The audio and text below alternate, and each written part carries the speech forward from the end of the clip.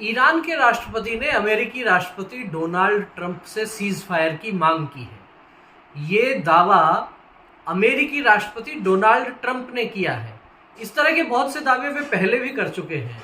हालांकि ईरान की तरफ से ऐसी कोई बात नहीं आई है, लेकिन अमेरिकी राष्ट्रपति डोनाल्ड ट्रंप ने अभी हाल ही में ये दावा किया है कि ईरानी राष्ट्रपति सीज फायर की मांग कर रहे हैं।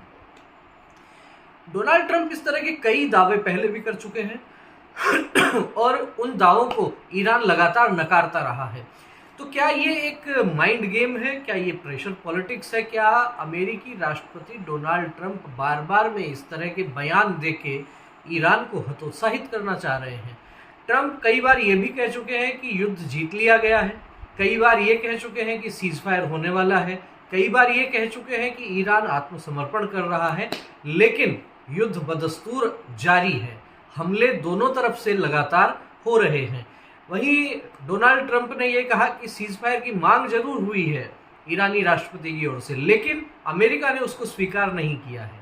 कितनी विचित्र सी बात लगती है। ट्रंप ने कहा कि जब तक हम हॉर्मुज स्ट्रेट को पूरी तरह से सुरक्षित नहीं कर देते हैं तब तक हम सीज फायर नहीं करेंगे। तो अलग अलग समय पर अलग अलग तरह के बयान आ रहे हैं। वहीं सैन्य कार्रवाई लगातार जारी है, हमले लगातार जारी हैं, और इसी बीच फ्रांस की तरफ से भी एक बयान आया है। जिस तरीके से डोनाल्ड ट्रंप पिछले दिनों कई बार ये बयान दे चुके हैं कि किसी भी देश ने उनकी मदद नहीं की है, अब अमेरिका भी किसी भी देश की मदद नहीं करेगा। खासतौर पर नाटो के जो देश हैं उनको लेके ट्रंप खासे नाराज नजर आ रहे हैं। तो इस बीच फ्रांस की ओर से ये बयान आया है कि नाटो का काम हॉर्मुज स्ट्रेट में सैन्य कार्रवाई करना नहीं है। नाटो का काम है यूरोप की सुरक्षा करना, और यदि नाटो हॉर्मुज स्ट्रेट में जाकर सैन्य कार्रवाई करता है तो ये अंतर्राष्ट्रीय कानूनों का भी उल्लंघन है। तो सीधा सीधा पल्ला झाड़ लिया है फ्रांस ने।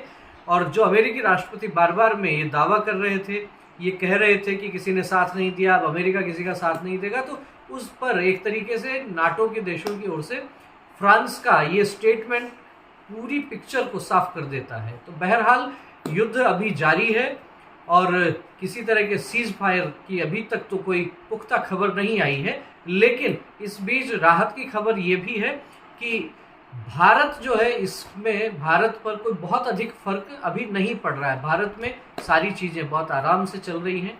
एलपीजी गैस हो, डीजल पेट्रोल हो, सबकी व्यवस्था आराम से बनी हुई है। तो देखते हैं कितना लंबा खिंचता है युद्ध।